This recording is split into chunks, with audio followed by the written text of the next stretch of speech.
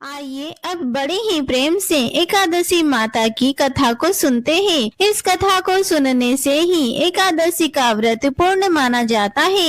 एक बूढ़ी माँ ने एक बार एकादशी का व्रत रखा। बड़े ही भाव भक्ति से पूजा अर्चना की। उन्हें वृद्धावस्था में क्या ही बाधा थी। वे तो अपने पुत्र पोत्रों की सुख सुविधा के लिए व्रत करने लगी थी। वे दिन भर तो जरा कठोर मन करके अपनी प्यास को रोके रही। दिन में पूजा पाठ किया, कथा सुनी और पंडित जी को मिट्टी के पात्र में जल भरकर पानी और ऋतुफल दान में दिए। दोना भर भर के बूरा शक्कर वितरण किया। उन्हें गर्मी के कारण बहुत बेचैनी हो रही थी। इस कारण से बड़ी देर तक पानी में पड़ी रही और पानी के कुल्ला करती रही, मुँह धोती रही। तब कहीं थोड़ा बहुत धीर बंद पाया। धूप तो बहुत तेज पड़ रही थी, इस कारण बार बार मुँह सूख रहा था। बूढ़ी माँ बहुत बेचैन हो रही थी। एक बुढ़ापा और दूसरा यह भयंकर गर्मी। वृद्धावस्था की स्थिति तो कुछ दूसरी ही प्रकार की होती है। जैसे जैसे रो धोकर दिन कट पाया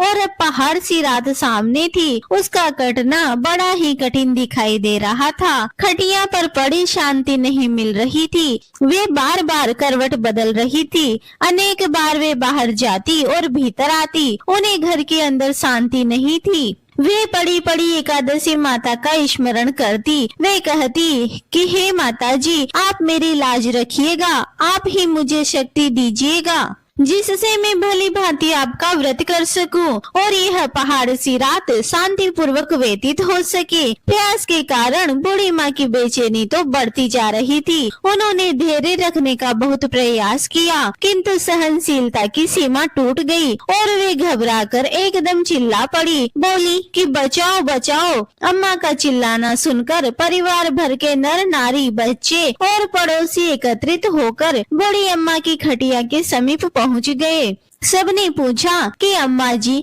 आपको क्या हुआ? आप क्यों चिल्ला रही हैं? आप इस वृद्धावस्था में यह कठिन व्रत क्यों कर रही हैं? अम्मा जी, शक्ति से ही भक्ति होती है। थोड़ी ही देर में वे फिर से बोली कि अरे, हमारे तो प्राण ही निकले जा रहे हैं। मेरी छाती पर ठंडे पानी का घड़ा रख दीजिए। नातियों ने दादी की छाती पर ठंडे पानी का पात्र रख दिया। तब कहीं उन्हें थोड़ा बहुत आराम मिला और थोड़ी देर के लिए उन्होंने अपनी आंखें बंद कर ली। एकादशी माता ने सोचा कि यह बूढ़ी अम्मा तो बहुत ही कठोर है, जरा जाकर उनकी परीक्षा लेना चाहिए। वे आधी रात को मुर्गा बनकर ठेर लगाने लगी। मुर्गा की आवाज सुनकर दादी जल्दी से उठी और बाहर जाकर आसमान की ओर देखा। कहीं उन्हें प्रातःकालीन तारा दिखाई नहीं दिया। वे सोचने लगी कि यह मुर्गा क्यों और कैसे बोल गया। उन्हें प्यास तो लग ही रही थी। थोड़ा बहुत उनका मन भी विचलित होने लगा, किंतु अंत में उन्होंने दृढ़ निश्चय किया कि मैं अब व्रत को पूर्ण करके ही छोड़ूंगी, चाहे भले मेरे प्राण ही क्यों ना निकल जाए।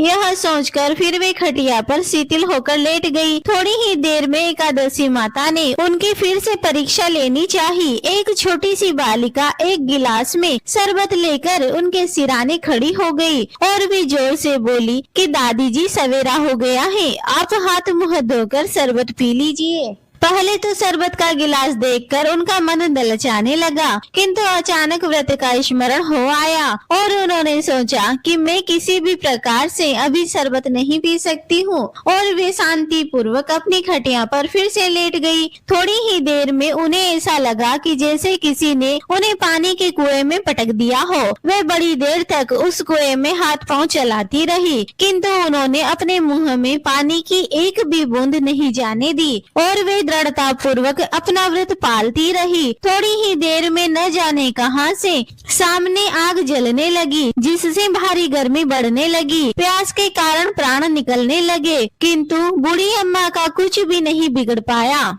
वे जहाँ की तहाँ मुस्कुराती हुई सी बैठी रही। थोड़ी ही देर में बाहर प्रकाश दिखाई देने लगा। ऐसा लगा कि जैसे सवेरा हो गया हो। बूढ़ी अम्मा ने जब बाहर निकलकर देखा तो समझ गई कि अभी सवेरा होने में 3-4 घंटे की देरी है। यह जानकर वे शांति पूर्वक इधर उधर घूमने लगी। एकादशी माता यह बात अच्छी तरह से समझ गई कि यह बूढ़ी अम्मा किसी भी प्रकार से अपने व्रत से नहीं टल सकती है। वे उनके सत्य व्रत को अच्छी तरह से समझ गई। सवेरा होते ही बूढ़ी माता ने स्नान किया, भगवान का पूजन पाठ किया, एकादशी माता की कथा सुनी, ब्राह्मणों को दक्षिणा देकर भोजन करवाया, तब कहीं उन्होंने जल ग्रहण किया।